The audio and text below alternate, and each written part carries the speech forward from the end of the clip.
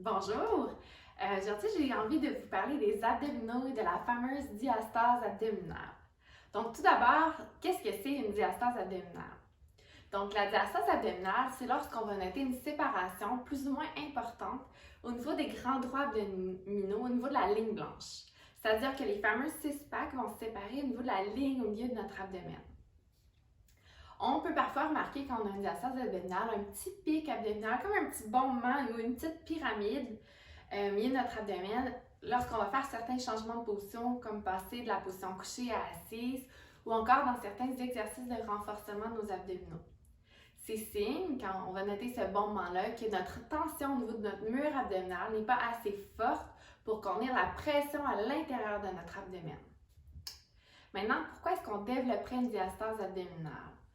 Donc, pendant la grossesse, il est fréquent de noter une séparation de nos grands droits abdominaux. C'est une séparation qui va être tout de même considérée normale en réponse à l'augmentation de la taille de l'abdomen.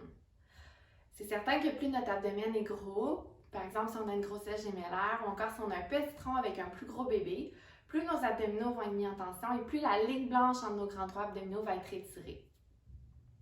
Après une grossesse, on peut parfois noter que la séparation des grands droits abdominaux va persister. Et c'est là qu'on va appeler ça la diastase abdominale.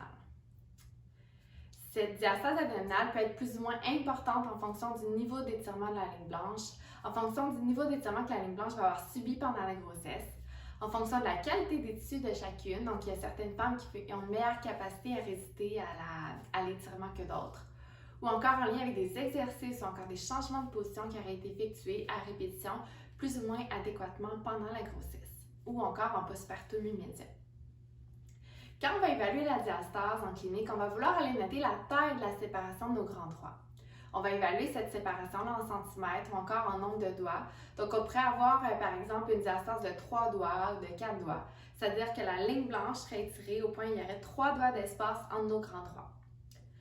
Toutefois, on va vouloir également s'attarder davantage à la tension de cette séparation-là, c'est-à-dire la tension de notre ligne blanche. C'est surtout cette perte de tension-là qui va entraîner le pic abdominal plus ou moins important dans les différents exercices de renforcement d'abdominaux. C'est notre capacité à générer une tension dans la ligne blanche qui va nous permettre de progresser dans nos exercices de renforcement d'abdominaux et de devenir plus fonctionnels dans la région abdominale dans nos activités quotidiennes. Donc, plus on va être capable de générer une tension dans notre ligne blanche, plus on va être en mesure de contrôler et d'éviter le bombement abdominal dans nos exercices de renforcement, puis dans nos sports, par exemple.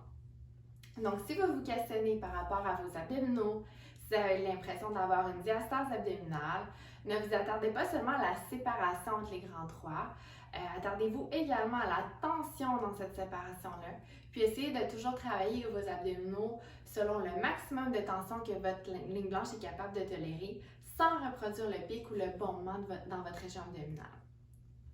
Donc, si vous voulez vous faire guider dans cette progression, n'hésitez pas à en parler à une physiothérapeute qui est formée en rééducation périnéale et pelvienne, qui va pouvoir évaluer à la fois votre musculature abdominale, tout en gardant en tête que cette musculature-là doit travailler de pair avec la musculature périnéale et avec le diaphragme, qui est le muscle de la respiration. Donc, je vous dis bonne fin de journée, puis suivez la prochaine vidéo, je vais vous montrer un exercice de renforcement des abdominaux.